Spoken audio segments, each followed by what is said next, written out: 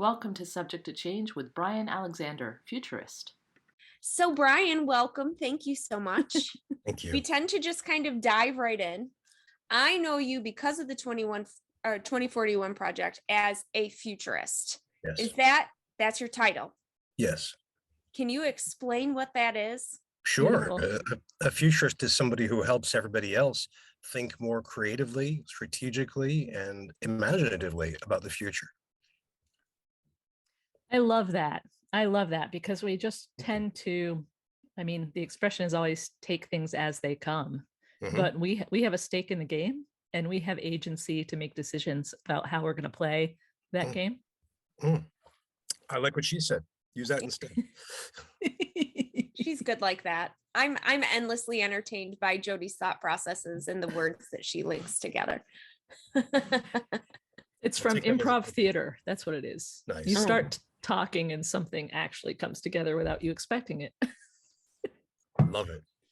Please don't forget to like, comment, and subscribe. When you see the little microphone in the lower right, click on that to learn more. We're so glad you're here.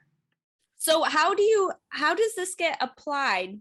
Do you work with colleges? Do you work with like higher level institutions? Who do you write? Who's your audience? Who are you talking to? Who are you educating? Well, in terms of audience, I get to work with everybody who's interested to some degree in higher education. So that within a college or university, that can be everyone from presidents to students, trustees, faculty, librarians, technologists, pretty much soup to nuts. I can offend everybody equally.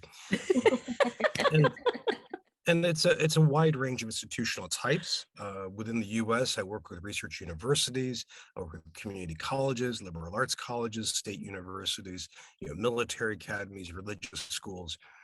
And one of the great strengths of American higher ed is this extraordinary diversity. And so I make a point of trying to learn from and work with as many different institutional types.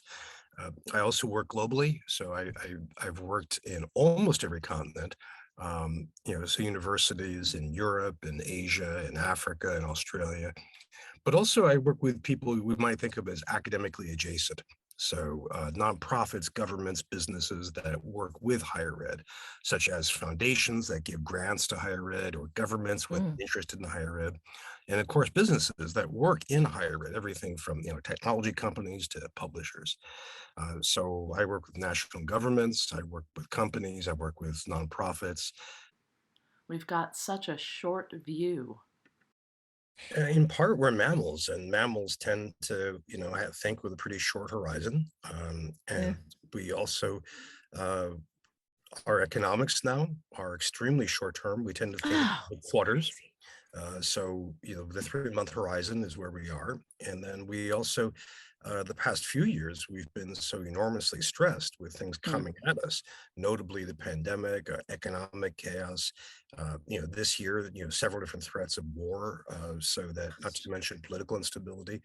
And in higher ed, most institutions have been suffering from all kinds of pressures, political and especially economic.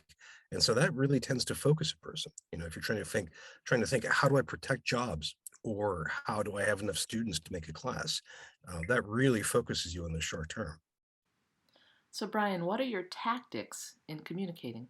How do you address that? How do you help them to see the importance of a future look? Yeah, there are a lot of tactics I try to use. One is just changing place. So going to a different location, and Doug Riley's museum, hands-on museum, was an example of that.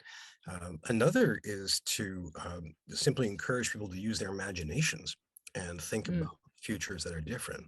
But also, I think some of the large forces changing things are so palpable that it's hard to resist. So when you think about demographic changes, they are now becoming more broadly understood. You think about climate change, for example, that's pretty widespread. But also, one more thing is to think in terms of generational succession. Say, you might be of a generation X, Boomer, Z, whatever, but realize that the generations keep coming, and then to think about the future that is being set up for millennials and for Generation Z and beyond. And beyond that, I try to use a Puckish sense of humor. Work with the War College. So one of the things that really captured me was when you were listing off the types of people that you're working with, you said military academies. Mhm. I think I find that hopeful that they're, am I finding is, should I be hopeful that Absolutely. they engaged with you? Okay. I mean, think about it this way. One of my favorite examples is not too far from you all, in Carlisle, Pennsylvania, where you've got the U.S. Army War College literally down the street from Dickinson College, which is a classic liberal arts college. So if you want comedy, it's kind of ideal for a culture clash. But in fact, the two have all kinds of interesting connections, and they have to get along because it's basically a very, it's a town. And it's wonderful to see in American military higher education, if you look at the War College or if you look at West Point, how they try to really embrace liberal education. So while they have military discipline, they also train their students to question a lot, which is terrific, which is what you want from students. They have lots of interdisciplinary thinking, which is not a pun on, I mean, literally, crossing the different disciplines, but also they really believe in teaching their soldiers to be able to think on their feet and to also grasp the cultures they're engaging with. Now, on top of all of that, we were talking before about the climate crisis. The Department of Defense is one of the largest entities in the world to take climate change seriously. That's Yeah. true. And they do this in multiple Yeah. fronts, which is a pun that actually works in this case. And so I think that's one of the really interesting stories of our time. So yes, I'm really, really glad to connect with that population and to help out and to learn from them. We're talking about 70,000 homes. You know how you can have like Google searches and they send them to you like daily whenever that topic pops up. I was actually on the treadmill just this morning and going through my emails, and one of the searches that I do is climate relocation, which I know Jody has particular opinions about. But it's one of the things that for years I've been tracking. I did a thesis on the idea basically of climate relocation, sort of, probably about 10 years ago, if not longer.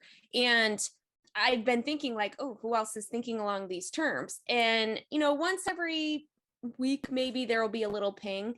Today, 3 different countries were writing 3 different articles about it. And I was floored. That's the most I've seen. So have you been dealing with that with any governmental agencies or other groups? Well, is one of the 3 that you mentioned New Zealand? Yep. Yeah, I was just looking at their plan. I just did a blog post about something one of their ministers said, who they estimated 70,000 homes will have to be relocated, which is I read that this morning. That's maybe 4% of the housing stock in New Zealand, which is a lot. I mean, that's a good chunk of people. So, and I'm actually glad you said that percentage, because it puts it in perspective for us. I don't think I fancy that I actually understand the variety of sizes of countries and populations, but that really puts a point on it.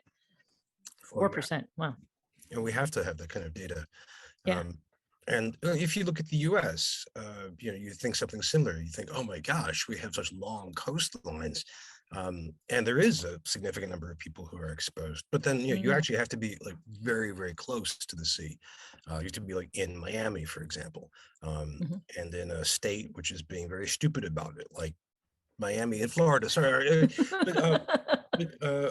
I think a lot of governments are taking this to different degrees of seriousness, and it's very, very politicized. I mean, and I know that sounds obvious, but 10 years ago, there was a debate about this. Would this be that politicized? And I think COVID showed us that we will gladly politicize the hell out of anything scientific. The politics of contradictions. You do get governments that are contradictory. The British government was at the same time supporting coal growth while pushing very hard for climate change actions. Or in the U.S., the Treaty of Mansion that apparently we're going to try and pass, that allocates $30 billion a year for climate change stuff, which is a step. But at the same time, it expands by millions of acres the amount of land available for drilling. Let's have double the cake. No, and I cringe because the investment in the fossil fuel infrastructure locks us into Yep. easily using that for another 30 years, Yeah. easily. Yeah. So that's what I kind of, it's like, well, maybe it's not a good example, but it's like eating double the cake because you know you're going to go exercise. But eventually you're going to realize that you're not actually going to lose weight by telling yourself you can eat double the cake because you're going to exercise. Yeah, I was thinking something more immediately lethal. I was thinking of like, smoking a couple extra packs of cigarettes, Yeah. just and doing it in a nursery school or something. Right. Which was commonplace in the 70s, but we won't go there. Think globally, act locally. Another lesson from COVID is that there's very little in the way of true international collaboration. That we saw was lots of national movements, but also subnational. So in the US, our shambles of a public health structure means that it's, quote, federalized, unquote, which means it's up to the states. But the states rarely take the lead. In fact, they disaggregate their decision making through counties and through cities. So, for example, I'm in the state of Virginia right now, and during COVID, we had some state policies, but every county did its own thing. And so a friend of mine, just 2 counties over, he and I had completely different experiences when it came to data collection, when it came to access to vaccines and so on. So I think so far we should expect, when we think politically about the climate crisis, that we need to look at county and city governments as well as nations. And so far, not much higher than that in terms of scale. That's fascinating. One of my challenges right now is the recognition that yes, climate change, one example of a global issue that needs to be addressed globally, and with regenerative practice, the opportunities at each local area are different to address that global problem. So it's very, I find it very frustrating. I hear often people saying, well, fine that we reduce fossil fuel usage, but China. And I'm like, okay, another country has different obstacles, different opportunities, different things they have to do. And we have to look at our own opportunities and our own moral compass and our own abilities to address this global problem. So that's kind of always fascinated me, how to essentialize the work while recognizing the global impact. Well, it's tricky in the sense we don't have an architecture for this. We don't have a global climate entity. The potential for a new religion. Quite a few people have been talking, for example, about the possibility of a green religion that would mobilize people, because historically that's something which has that kind of impact. We may also see just simply an ideology like in the 20th century, where we've seen big ideologies mobilize hundreds of millions of people. But right now we're not seeing that. I mean, it's possible that some of the world religions that exist now will become deeper green in the term of some scholars, or we'll see the rise of new religions, form of Gaianism of some kind. But that's one of the things I'm looking carefully for. We're in a fertile time with a lot of transition happening, a lot of changes happening. In the US, it's weird because our younger population is far, far less invested in religion than they ever have been. I can attest to that. Yeah. So we interviewed a woman as well. Yeah, we had interviewed a woman last week who actually was talking about how her religion dovetailed nicely. She kind of grasped sustainability so quickly because her religion embraced it. She was, I think it's in my other notebook. So Sikh. Yeah. She was Sikh. Sikh. Yeah. Thank you. Level that religions can mobilize human behavior like few else can, like few other forces, like few other things in the world can. That's true. And it's also possible for the opposite. I mean, we've seen various cultural and political forms that have been pro climate change, if you will, We've had people, someone like Trump or Bolsonaro, who just actively deny that climate change is happening. And there are religious roots for that kind of denial. You think about in Tanakh, some of the early abjurations to basically, use nature and for humans to be fruitful and multiply. So there's some of that. Plus, there are non-religious ideologies that can be at work. The biggest one being the dollar, the ideology of money. It's an interesting problem. Are we at a stage right now where whatever we call our current economic system, if we call it neoliberalism or late capitalism, I mean, is this going to mutate into something that hopefully is more humane, or something that's worse, or something that's stranger? Future seeing can get pretty dark. So Lauren had 3 questions on her list, but before we get to the second one, I want to know, have you faced an invention in your mind, your vision, your ability to let your intellect roam that has scared you, that has challenged you in a way you didn't expect to be challenged? Oh, sure. Yeah. I mean, if we're talking about climate change, I run smack against the possibility of human extinction. And so, yeah, that's pretty dark. And we know the different ways that climate change can lead to that. Some hothouse Earth formation plus a collapse of human ability to respond. And either, we see the extinction of the human race, or we see the mutation of the human race into something very unpleasant and or unrecognizable. So that's one. I mean, as a futurist, I had to keep a kind of fan of possibilities open in front of me at all times, from the very optimistic to the very depressing. And it's tricky to think about this. And we have other ways of clobbering ourselves too. I mean, this year, ridiculously, we have twice encountered the specter of nuclear war. Once, with China, once with Russia. We have the fantastic biotechnology that's given us all kinds of ways to kill us by disease. And we know, of course, that whatever humanity does, we could very easily be crushed by something from space. And we seem to be barely committing at all to try to protect ourselves from that. For a long time, there was the same kind of sameness. I'm also, one of the things that surprised me was I've been trying to look ahead to the next 200 years. And that may be the subject of my next book.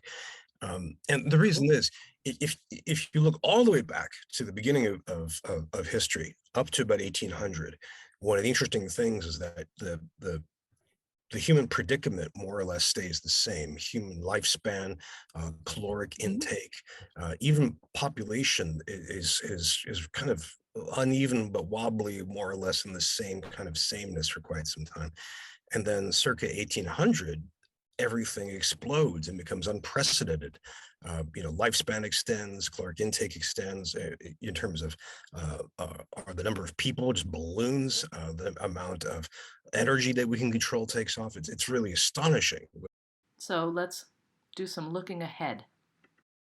So what if we turn that around? If we look ahead to the year 2200, do we continue along these lines?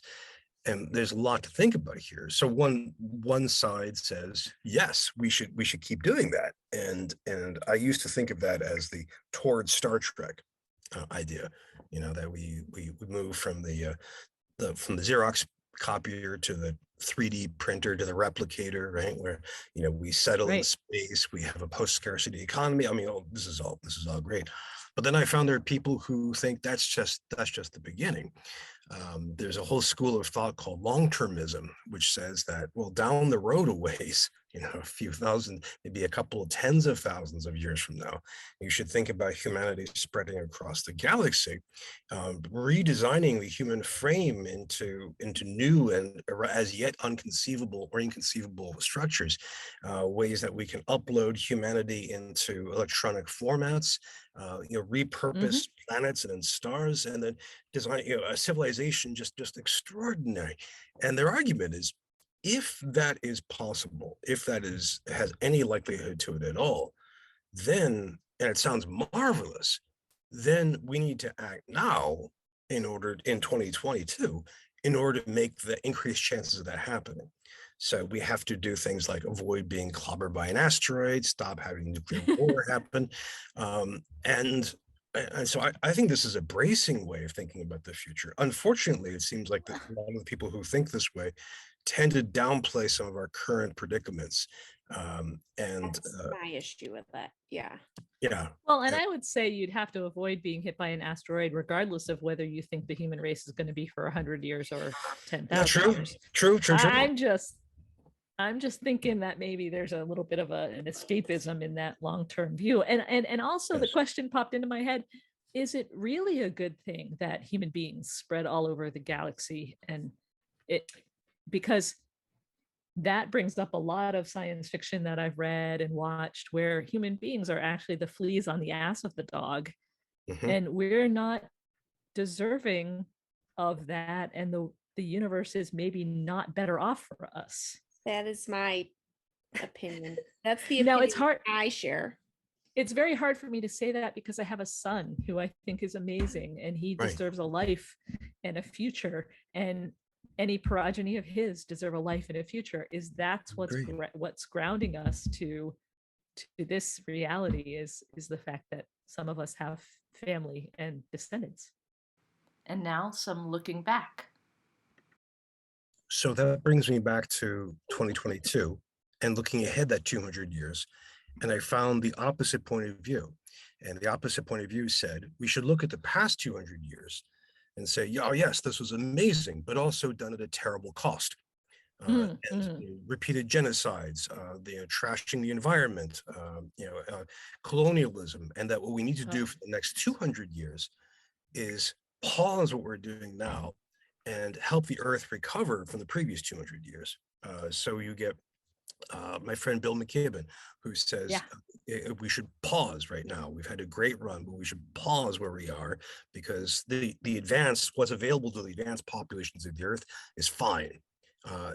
He doesn't say this, but we may have actually reached the limits of the human body in terms of longevity.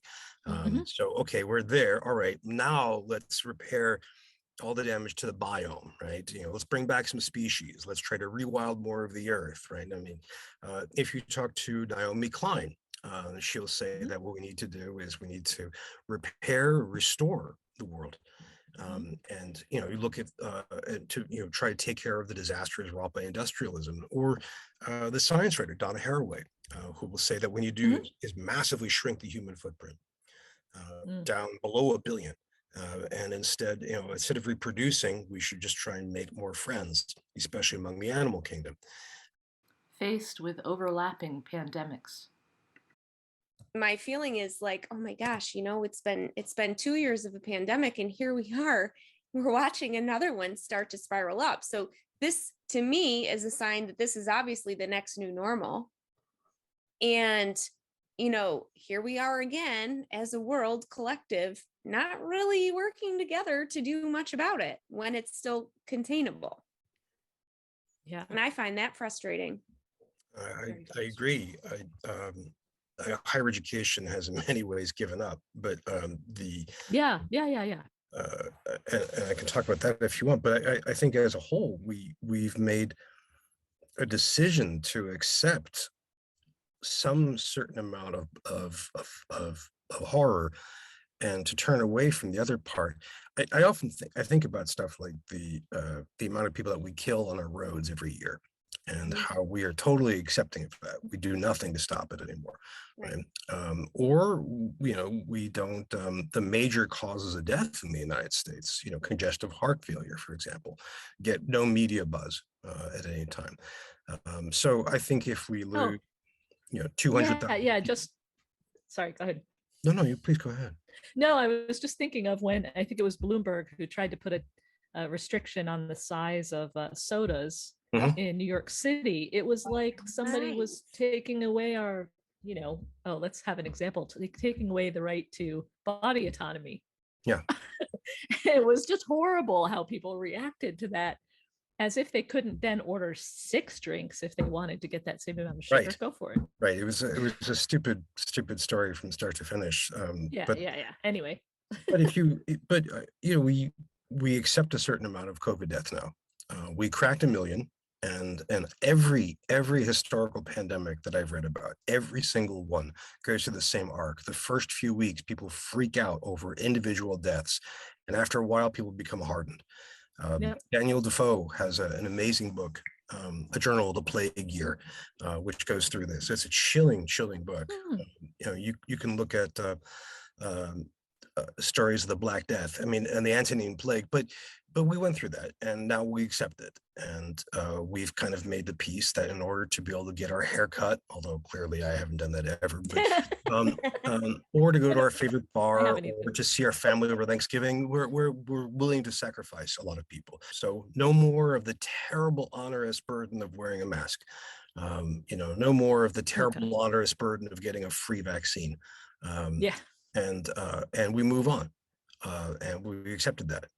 And I think this tells us a lot about how we're going to handle climate change. And what can we learn from science fiction? Agree. Oh, you've just terrified me down to my bones. I know. Let's transition. Tell me the most hopeful thing that you've come across. So you get to envision. You said you've got your whole kind of like span of scenarios. Imagination. What's the hopeful scenario? What's the best one? Well, for the long term, I look at I actually look to science fiction. I look to science fiction for a lot, and I think people who don't read science fiction are not prepared for life in the 21st century. Hallelujah. But I look to something like Star Trek, or the wonderful science fiction novels by Ian Banks called the Culture series. Okay, I haven't read those. What is it? The Culture what? Series, just called The Culture. It's a series called. Yeah, Banks was a Scots writer who published something like a novel every 30 seconds. I mean, just an extraordinarily prolific man. Died a few years ago, and he's got a huge reputation now, in part because the Culture, I mean, all of his books are interesting, but the Culture series is about a far future, galaxy spanning utopia, which simply works. Right. And the challenge for every book is to actually have it be interesting, because utopias are not that great for stories. Right. There needs to be a conflict and a resolution in order for there to be a story arc, right? Yeah. Maybe there's value in no bad guy. Half an hour ago, I was in an online book club, and people were talking about Kim Stanley Robinson's Mystery of the Future. And there was an argument about, does the novel have an antagonist? And the conclusion was really no, there wasn't a villain. Yeah. And that was, so I'm glad to see, Jody, that somebody else has really run with this idea. It helps me realize that each and every one of us is a work in progress. And maybe that's one of the facets that can be part of a future view, is that, and it's kind of like redefining the term growth. Maybe growth isn't outward, maybe growth is inward. So these books always speak to me in what do I need to develop in me to be fitting into this society in a really fulfilling way. I love that idea as part of a positive image of the future. And without it, I don't think you can really have a positive image of the future. The Russian anarchist Kropotkin has this wonderful book called Mutual Aid. He was a scientist. Kropotkin actually once got arrested. He gave a talk at a major London scientific association for giving a speech, and they got arrested for arranging a bombing. He's one of those great characters. But in this book, he goes back to Darwin and finds that Darwin says, yeah, you've got the struggle for survival going, all across the animal kingdom, but also you have mutual aid, where organisms help and support each other. And those two both happen at the same time. And then our society, our Victorian society, then ran with the struggle for survival. We do mutual aid all the time. We cook for our family. We have conversations like right now, right? We're not, no paid for this, right? People fall in love. We care for children. We give awards for people and businesses that go out in advance of everyone else or do something magnificent, but we don't celebrate mutual aid. We don't. So maybe that's interesting. That's a thought I didn't really have. So imagine a society based on that. Yeah, a system based on the transparency of all of it could be a change agent in and of itself. As long as it's not a terrifying authoritarian monstrosity. Yeah. There is that. Well, I mean, one of the There is. promises of most authoritarians ultimately is care. Mm. Even when they're doing horrible things, they often promise, the Nazi Party was the National Socialist Party, promising all these wonderful things to the German people, right? Trump constantly I promised good things for people, delivered none. But I think get that.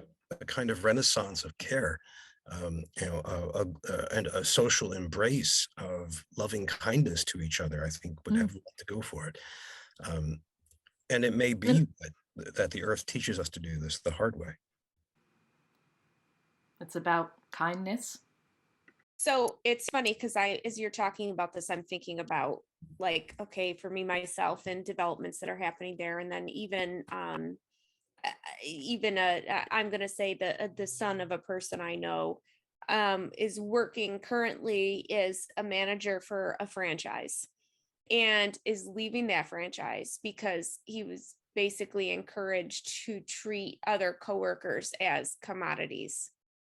And he said to me, I can't think of people that way. He goes, I don't agree with that. And so he put in his 2 weeks notice. He gave it about a week and he put in his notice and he's leaving. Wow. And now he's going to go and pursue a different career path, which, on the one hand, kudos to him, right?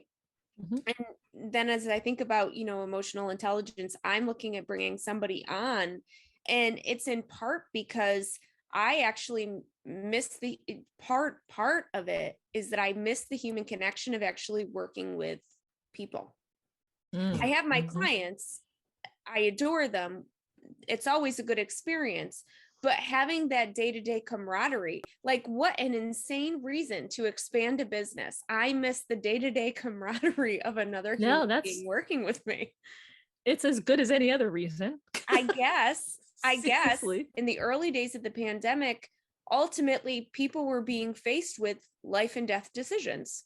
And there was this feeling that going to work was probable death, especially if you were of a certain age.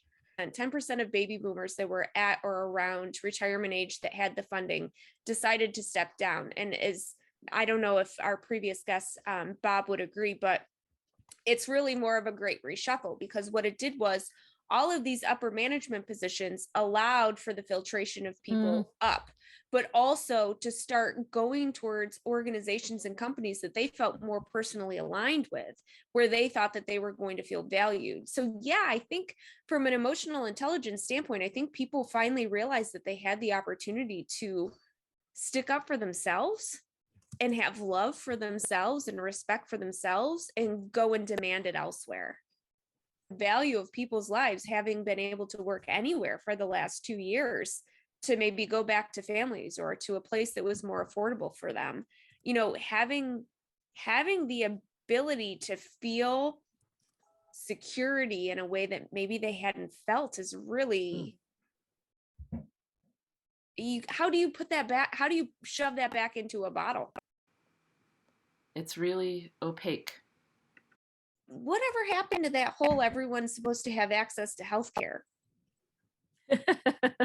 That's politicized again. People have floated this and have been shot down. But I thought we got there. But it's only for a certain pay bracket, right? Like you have to be below a certain bracket and then you get your insurance. Well, we privatized it, and if it's privatized, it follows by the dictates of the market. So we can't. It's like internet access. We decided internet access would be entirely driven by private market forces. So the market forces do what they do best, and they serve those who can pay, and they don't those who can't. So the same is true of healthcare. This is our decision, and whenever anyone mentions an alternative to this, we try to crush them. Which is And then meanwhile, we've got insulin costs that still haven't come down and all of this stuff. It's like the whole thing is just a mess. I had a terrible epiphany one night a few years ago when I was trying to figure out how to explain higher education financing to people, because it's really complicated and strange. And then I thought, oh, you know what it's like? It's like healthcare financing. And then I thought, I'm going to shoot myself. This is the worst possible comparison I could have thought of, right? And it's true. Both are opaque. And it's true. you pay afterwards, and you don't know what the prices really are, and the benefits are kind of, they're couched in a non-economic way often. But no, I think we may be on the cusp of a big rethink of economics. And we may rethink that, we should have something better. The trick is to actually be able to make it work, and we don't have any institutional or political support for it. So do we go back to the 60s and 70s and start firing up communes? I like the Rutger Bregman's book, the Utopia for Realists. Have you read that?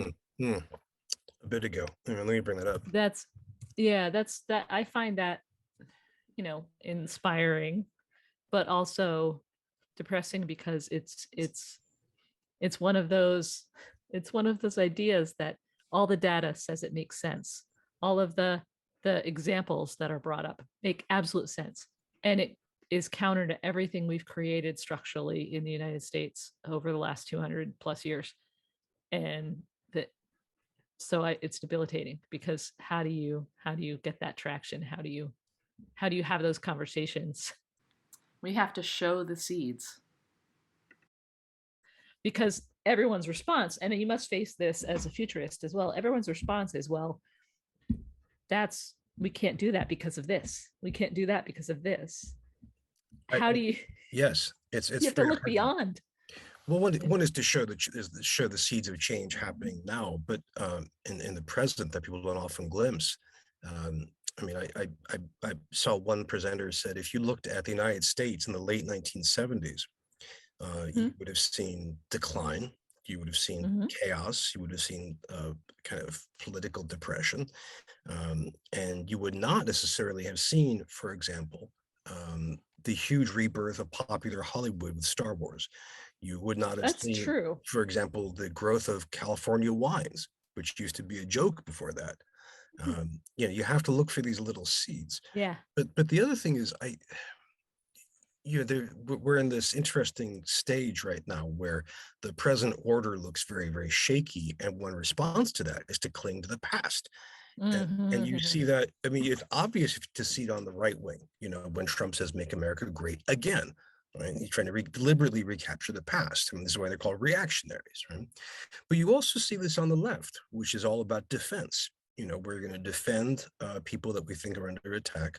We're going to try and protect services and rights and goods that are under attack. But there's no real vision of progress that would be different and shake things up. And and you can see this in pop culture, where Hollywood just makes lots of sequels, where we regurgitates. Yeah, and a lot of the comic books are old comic books. And Bryan's got a lot of optimism. Okay, Lauren, I'm gonna guess. Yeah. You're a bit younger than I am, so forgive me for mentioning this, but think back to the 1980s and the panic over Dungeons and Dragons. Yeah, I was. Yeah. Well, Tom Hanks is actually in the movie Mazes and Monsters, which is very bad. And I showed it to my students, and they thought it was like something I made with AI, but no, it's a real movie. But now role-playing games are mainstream, right? They're Stranger Things had a lot to do with that. Yeah. It did. And so there's a lot. Totally cool. I think if you go back to someone like Huizinga, who says that play is essential to human nature and human culture, then this is one of the places where I find a lot of optimism. The other place that I find optimism is, and this is kind of cheesy to say, but is in the rising generation of current teenagers. You think about, all right, I was born in 1967, so I was, all right, sister, right? So I was steeped in the Cold War. Right. So after Oh God, yeah. I grew up in Groton, Connecticut. We had lawn chairs that were assigned to put out on our front lawn, because the sub base was a half a mile away and electric boat was a mile the other direction. Yeah, I've been there. Yeah. Oh my gosh. And there but now imagine if you're 18, you weren't raised with that programming. Your experience of the economy is the 2008 recession and the 2020 collapse. Your sense of the world is that it's a pretty shambolic place. You know that the adults are with open eyes pushing climate change forward, and they know what they're doing, and they're complaining about you because they think that you don't work hard enough. And I think we could get a generation that would just check right out, that would just zone out and leave it. We could see a generation that would instead be furious and would be shooting every baby boomer they could find. And instead we get a generation that's creative and hardworking. Man, that keeps me going every day. I don't think we deserve a generation like that, to be honest. You know, there's this expansion of connections. Yes. And we can use them for positive things as much as we can use them for negative, and possibly our nature is a little skewed toward the positive things. I agree with that idea. There's an interesting book by Robin Wright called Non-Zero, which is a terrible title. And in the introduction, he complains that his publishers thought it was terrible, and I agree. But it's an accurate title, where he makes the case that the huge arc of human history is about non-zero sum games, where overall, while we do terrible things to each other, we keep gifting each other on balance more than we destroy. We keep growing more and more. And as a result, you know, the upward arc is ever increasing integration and development. Let's hear about Bryan's hero. Well, but we should probably do the wrap up. Well, here's this. Do you want to do the wrap up? I know this is something that you've been talking about not doing anymore. Oh, Steve, maybe we'll float the questions and let Bryan decide if he wants to answer. So we always ask two questions. One is, who's your hero? Who else can we learn from and be inspired by? That's a very simple question, but also complex.